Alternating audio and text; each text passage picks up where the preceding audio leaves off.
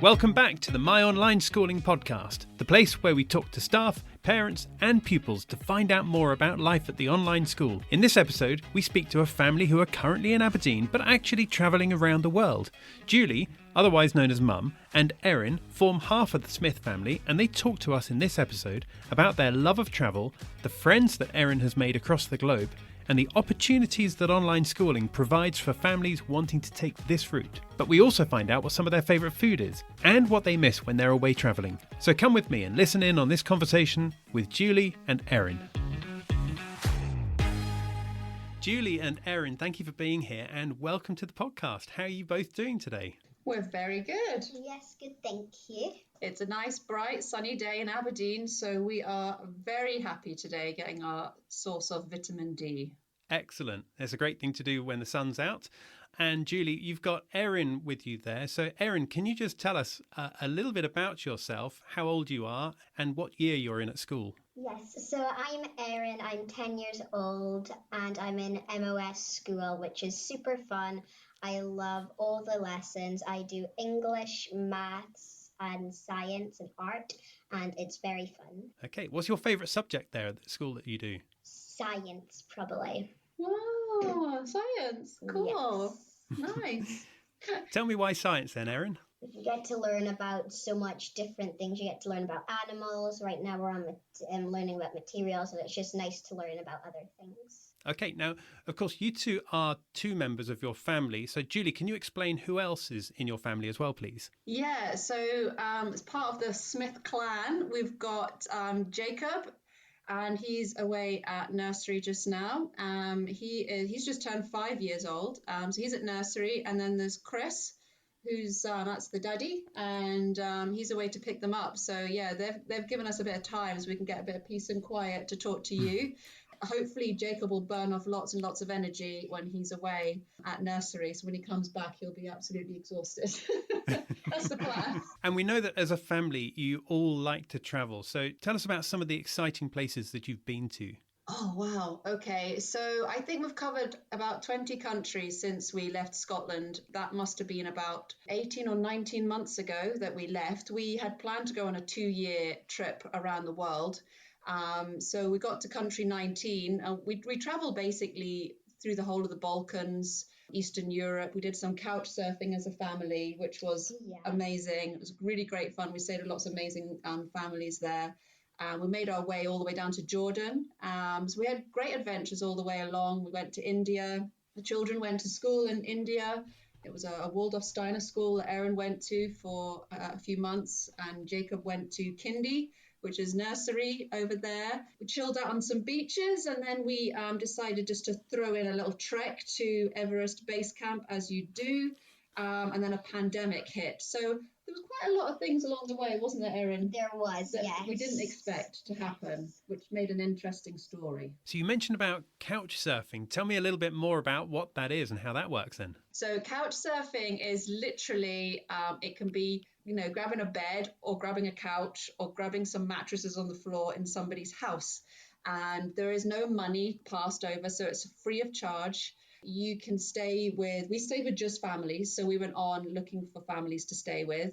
And we found the most amazing people with the biggest hearts, and they were wonderful. And we met some great people. We stayed with some wonderful people. We found some very funny stories along the way. And we made some lifelong friends, to be honest. So, yeah, we slept on floors, or sometimes we had a whole apartment to ourselves with a private pool. It was a wonderful experience for all of us and the children. Erin, which place would you say was the best place that you stayed at? Ooh, maybe Serbia was quite good. I liked Serbia. Yeah, Serbia was nice. It was fun. You also liked the place with the pool. Yes. That was quite good. That was a really nice Polish family. Yes. They basically said, here, just take our apartment. We're off to a wedding. And we'd met them for 24 hours and they just left us in the house with their dog and a private pool.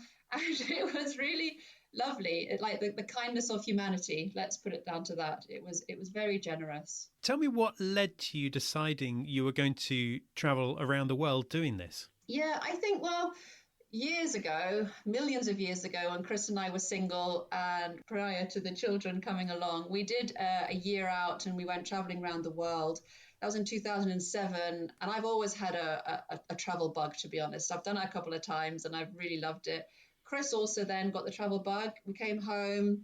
We then conformed and, we carried on with the corporate jobs, and we bought a bigger house and more cars and more stuff and had children, had a bit of a burnout, as you do, and realized, we've always wanted to do this again. So let's save our pennies and work really hard. And we did that for a very, very long time. We saved the pennies, we sold everything, we rented out our house, and we made the commitment that we're going to do this with the children. And it took a long time to get to that point because we didn't have jobs that we could do remotely. So we knew we had to save the money to do that. And we thought, well, let's go for it and see what happens. And we all love it. And we like that transient lifestyle. So I don't see it as being a one-off. I see it as being part of our life going forward now. To continue traveling as a family, and MOS helps do that because obviously, I'll probably lead on later, but we were homeschooling the children, moving around quite a lot, and we're not teachers, so I think at the end of the day, for us, it was one of those things that we always wanted to do this as a family. And we made it happen through a lot of kind of hard work, to be honest. And Erin, when you all travel from one place to another, do you find that quite exciting to get to a new place, or do you find it at times a little bit scary even? I do find it exciting. It's a bit annoying when you unpack all your clothes and all your stuff, and then the next day you have to get it all back in, fold it up, and then do it all again the next day. But yeah, it is exciting to see other places and other people. You were getting really good at folding up underwear and stuff. We Googled how to fold up underwear and socks really efficiently. So we were really good at that, weren't we? Yeah. We have very, very tiny bags, and we travel really light, don't we? Very light. So everybody's got their own little kind of packet case. You have 5 pairs of pants, 2 pairs of socks. We travel very light. So we've all had to learn to downsize. And that's when we were, packing up our bags and selling up the house stuff. We just downsized everything, didn't we? Yeah. Which it's about materialistic possessions, like not having too much care about stuff, really. It's about, we're trying to create memories, and you got to work quite hard at that, to be honest. It doesn't always come naturally and easily. Erin, do you ever fall out with Jacob at all? Do your mum or dad ever tell you to stop squabbling or anything like that? Yes, every day, yes. You're living closely together, aren't you? We are, yes. We do fight a lot and scream, and yes, every day. I think they love each other as well. I'm just going to throw that in there. I think really deep down. deep down, yes. They have been together 24/7 for what? Nearly 20 months. Yeah. It's a long time. That's intense. A long time, yes. Mm-hmm. Julie, tell me about some of those challenges then, if you're travelling around the world as a family unit like that. Yeah, you are 24/7, not just like the mum and dad, but the children. And, we decided to do this because we wanted to spend more time with our children. But that's not always easy because, as Erin said, the initial part of our journey, we were moving every 2 to 3 days on a road trip. So it was full on, but it was actually really good fun. But you're then having to throw in doing some reading, doing some maths, making sure everybody's okay. We're in tiny apartments sometimes, but the children are mostly always outside. So it kind of helps quite a bit. But yeah, it can be quite challenging. And that's when you're staying with other families, if the children have other children to play with, that also really helps. But it can definitely be challenging. And then I think even more so when we came home, I think we found it even more challenging because the weather has been so difficult here in the UK. So, when you come back, when you're overseas and you've got the sun shining and you can go outside and play and, you spend time outside with the sunshine and vitamin D, it makes a big difference. But when you come home and you're in the middle of winter and then you're living on top of each other, that can be even more challenging, to be honest. And we've definitely felt that since returning from our travels, hence being desperate to get away again. So tell me then, both of you, before you engaged with My Online Schooling, how did you navigate this whole world of education for both children as you're travelling around the world? So we took a very holistic approach to schooling. Erin would be reading her Harry Potter. we would do some maths, we would do some geography, we would spend time with Jacob doing his numbers and doing some writing. And that was pretty much it. We didn't follow a curriculum. We let the school know that we were taking Errin out of school. And we knew that we were going to find a school at some point somewhere along the lines. And we did take advice from the school on this, and they were happy enough for that to happen. They thought, yeah, she's going to learn so much from life skills and traveling. And it worked out really, really well. And I don't regret any of that at all. It was very laid back. We didn't have a timetable to adhere to.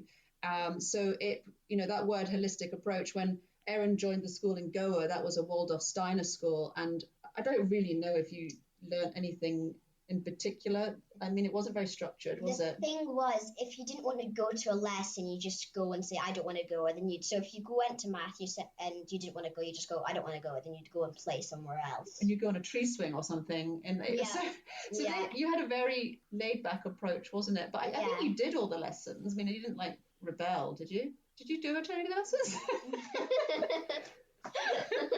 So I think, that kind of learning was quite different coming from your primary school, which was very structured. Very structured, yeah. To that type of learning. That gave you a bit of an eye-opener, didn't it? And Jacob's was, again, that was a holistic kind of approach to learning for nursery. And he absolutely loved it because he's completely feral, I think. So I think he just spent the entire time getting dirty, playing with the geese that were there and chasing dogs and having real fun. And I think learning should be fun. So they both had a really great time. But we did get to the point where we got back to the UK and we needed structure.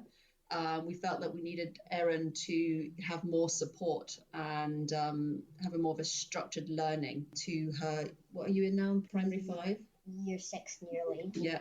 So we knew we needed to address that, and that's where online school was a great choice for us, and it seems to be working out well so far. Very good. Let's talk about that a little bit more. What do you see as some of the benefits then of online schooling, and how have My Online Schooling helped you in that way? So for us, the flexibility on the timetable is really good because we want to head away again, because obviously we're in Scotland for hopefully a short amount of time. But if we start traveling east towards Asia Pacific, then we need the timetable to also reflect where we are in that time zone. So by picking the timetable, Errin knows Monday to Thursday what she's doing. Going forward, if we then start moving east, then My Online School can help with that as well. So it's not as if we're saying, okay, but now we're moving away from our time zone. We know, how do we sort that out? They have that offering, which was really appealing to us because we know if and when we go back to India, and then once we're allowed into Australia and New Zealand, we're not going to be able to fit in with the UK timetable anymore. And I know that's something that My Online School can help us with. And again, as we know, we haven't picked loads of subjects for Errin. We know that we can add more subjects as we go, and that makes it quite flexible, that she's not sitting in front of a laptop for hours on end. And that was really important to us, is, we really love the outside learning, and we still do quite a lot of that nearly every day. So what we didn't want to happen was for her to have loads of online lessons and sitting in front of a laptop Monday to Friday. And that doesn't have to happen with this type of learning. You can make it fit to what you want out of it for each particular child. Errin, tell me a little bit about some of the friends that you've made at school. Which countries do they generally come from? Well, they come from heaps of different countries. Some of them come from Asia, Australia. One friend that's pretty good comes from New Zealand, I think. And yeah, I have made some friends there. Spain. And do you think you'll be able to meet up with some of these people as part of your travel around the world as well? Yeah, I really hope so. And I think when we do get traveling again, it'd be very nice to see them and play with them physically. Yeah, I know. That's the thing, isn't it? That's why it's a bit different. You don't have your breakout rooms are great fun, but it's just different, isn't it? It's not playing with them in a playground. It's just a different way of interacting. Yeah, but it's still really fun, and I do get to chat with them. And Errin, are they people who are from Scotland or from the UK as well, and they're living out there, or are they people who live in those countries originally? Well, most of them do travel. Some of them have been traveling, and I've seen people we've been looking at where they went and everything. I've been telling them about their adventures and everything. So some of them have settled in England now. Most of them are in England. Oh, so they were away and then they came back to England? They came back maybe because of the pandemic. Yeah. And Julie, can you tell me about some of the opportunities you feel that online schooling holds for families just like yourselves that want to travel? One of the first things that everybody said to us when we said we were going traveling with the children, the first question was, what are you going to do about the children's schooling? At that point, Erin was in primary 3, and we weren't really overly stressed about it until everybody really started putting their concerns, because everyone's got an opinion when it comes to traveling. And because we were quite laid back about it, we were quite confident what we were doing, that was fine. But now, knowing that when we head away again, we have the support of a timetable. And even if we can't get Erin to go through those lessons real time, we know that we can go back onto the lessons later on that day, and Erin can watch the videos for that. So it gives you that support that you need, even if it's not real time, as long as she goes and she does the lessons and they can see that she's partaking in doing the learning assessments.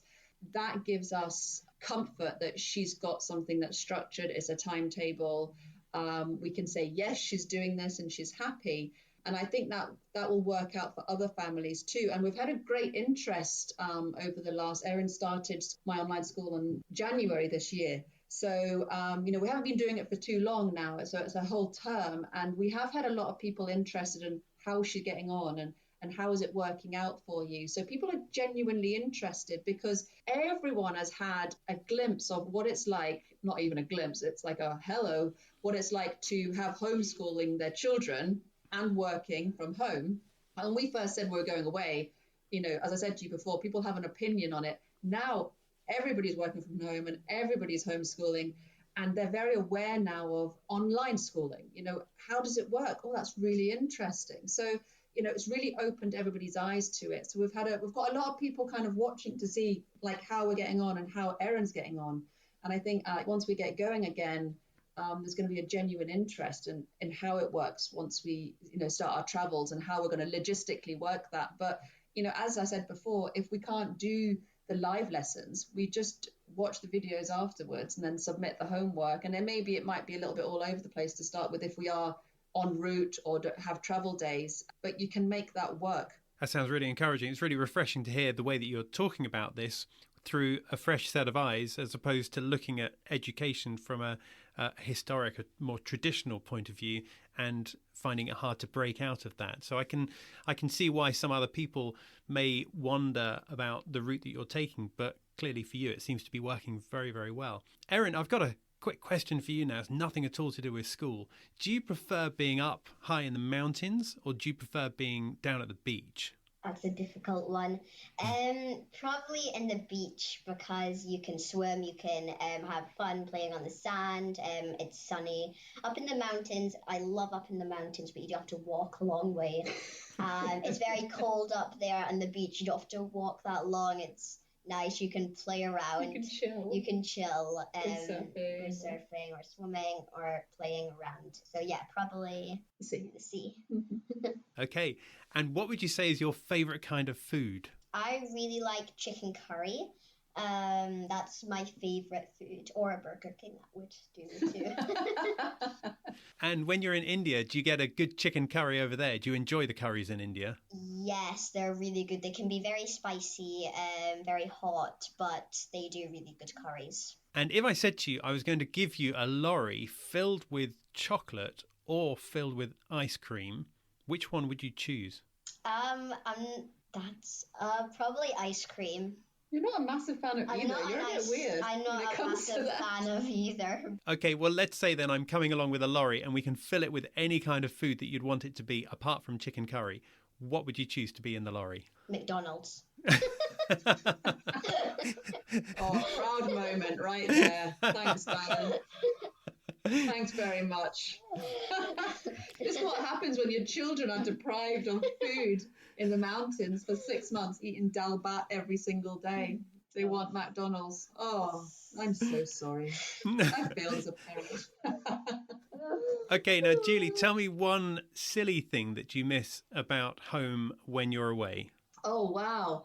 Do you know what? Cups of tea with my mum and a good blether, which is a good catch up. Yeah, sitting down, having a good cup of tea and a chat. That kind of real interaction, a real good hug.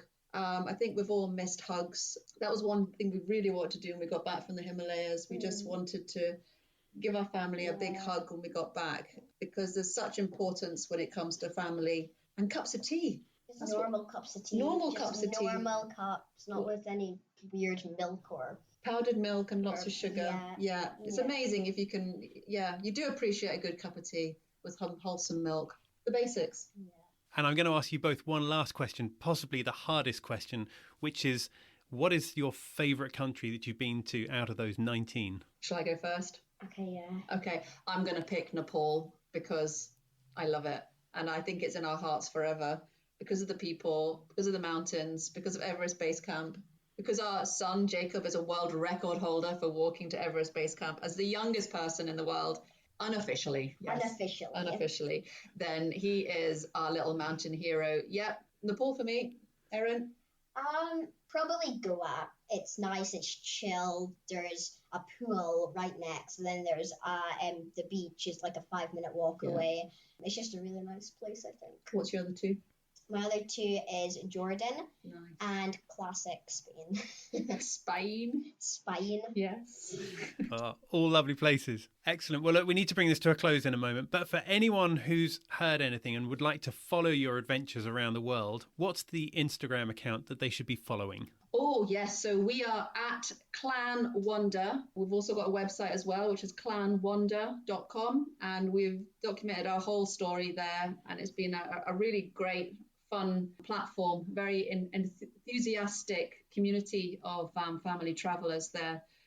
They give us some great ideas, and they've really encouraged us through our times of need when we were stuck in the mountains. It was a really wonderful place. And that's, I guess, what community is all about, isn't it? That's the importance of community and people around us. And Clan Wonder, that's Clan with a C, so CLAN, and then Wonder with an A, not with an O. Is that right? That is absolutely correct. Yeah, WANDER. Yeah. Well, Erin and Julie, it's been great having you with us today. Thank you for being so open and honest about your travels around the world, and thank you for being here as well. Thank you very much. Thank you for having us. Thank you for having us. It's been nice talking to you. So that was Julie and Errin, half of the Smith family, travelling around the world. Thank you to both of you for coming onto this episode. And don't forget to follow their travels on Instagram by searching Clan Wonder, that's CLANWANDER, or visit their website, clanwonder.com. Now, if you haven't followed this channel yet, then now's the time to do so, because then when each episode is released, you'll receive a small notification just to let you know that it's available. So go and do that. But in the meantime, thank you for listening to this episode, and we'll see you again soon. Bye for now.